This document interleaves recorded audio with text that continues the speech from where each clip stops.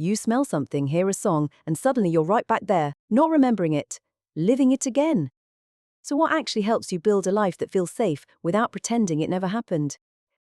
How can you begin to move forward after trauma? Right, listen, mate. Before you do anything else, sort the body out first. Because if you're not sleeping at the same time every night, not eating proper, not moving around enough to burn off all that stress sitting in your muscles, you're already fighting uphill before the day's even started. And when something triggers you, the body goes full alarm. Heart racing, jaw tight, chest closing in. You feel that before you even know what's happening. So the trick is, you gotta spot it early. Tight chest? Dizzy? That's your signal. Stop. Breathe slow. Longer out than in. Have a glass of water. Get outside and walk it off. Little buddy, I'm telling you. Sleep, food, movement, breathing. That's where you start. It's not complicated. When the body's steadier, a trigger stops feeling like the whole world's ending and starts feeling like something you can actually manage. The body sets the volume for everything else, mate. Turn it down. How can you begin to move forward after trauma? I want to be clear about this because people often skip it. You need a daily baseline, not an overwhelming schedule, a baseline, a morning anchor, one achievable task, one moment of connection with another person, one calming activity, and a consistent bedtime window. That is the structure. Now, for situations that feel uncertain, a social event, a crowded place, somewhere that has been difficult before, you prepare in advance, you identify the exit before you need it. You choose where you sit. You decide how long you will stay. You know what you will say if you need to leave early. This is not avoidance. This is safe predictability, and it is a legitimate tool. The other thing I will say is this: do not measure progress by intensity. Measure it by consistency. Showing up to your routines quietly and repeatedly, even when it is hard, is what actually rebuilds trust in your own life. Slow and consistent is the correct metric here. Okay, so here's what I think people get wrong. They treat every difficult moment like a verdict. Like, this happened, therefore, I am broken. But what if you treated it like data instead? Because actually, triggers are incredibly specific. What happened right before it hit? What did your body do? What did you tell yourself in that moment? What helped, even 5%? That is information. That is your system telling you exactly how it works. And once you start mapping it like a detective, you can actually run small experiments. Touch the edge of something that usually overwhelms you with safety built in, and then come back to calm. Notice what happened. Did that tool help? In that situation? Under those conditions? Because different things work at different times, and that is worth knowing. The shift from I am broken to I am learning how my system works. That is actually massive. You go from stuck to genuinely curious about your own recovery. And curiosity is so much more useful than shame. How can you begin to move forward after trauma?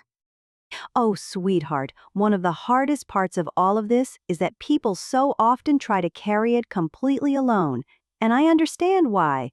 You don't want to be a burden. You don't know what to ask for. Maybe you don't even know who to ask. But moving forward is so much easier when someone is alongside you, even just one or two people. And here's what I gently say. Be specific about what you actually need. Checking in on you, sitting with you quietly, helping with something practical, not giving advice, just being there. That specificity takes the guesswork out of it for them, and it protects you too. And it's okay to decide who gets the full picture, who gets a smaller version, and who you say nothing to at all. We don't owe everyone our whole story, dear. And sometimes a group or a therapist can give you that feeling of being truly understood without having to perform being okay. That space matters so much. Friend, I just want to say this gently. Hope doesn't mean pretending everything is fine. It doesn't mean forcing a smile or rushing yourself toward okay. It means building something believable, slowly, in small pieces. Maybe this week it's spending 2 fewer minutes caught in a memory than you did last week. Maybe it's one outing. One night where sleep came a little easier. Those things are real. They are evidence that something is shifting, and I really believe the mind updates through repetition, through those quiet little wins that don't feel dramatic but are actually so significant. Keep track of them, friend, because the story you carry about yourself matters. The trauma happened, and it is part of your history, but it is not the whole of who you are. You are still becoming. And improvement doesn't have to be sudden or perfect or loud. Gradual is real. Gradual is honest. and gradual over time is genuinely beautiful. How can you begin to move forward after trauma? My child, people who are healing often look for the moment when it all turns around. A breakthrough.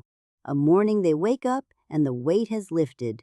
But that is rarely how it comes. It comes in layers. First, you steady the body so the alarms are not always blaring. Then you lay down small routines, like stones across a river, so the days feel predictable enough to cross. Then, slowly, you take small steps toward the things that frightened you. Not to conquer them, but to show yourself you can survive a reminder and still return to calm. And when someone sits beside you in that process, the shame begins to loosen because you are no longer carrying it in the dark alone. The past does not disappear. It becomes part of the ground you have walked. And the quiet work of healing is not about erasing what happened. It is about growing large enough that it no longer decides where you go next. If you made it this far, you're gonna want to see what comes next. Hit subscribe so you don't miss our next video, and click the video on screen now to keep learning more. See you in the next video.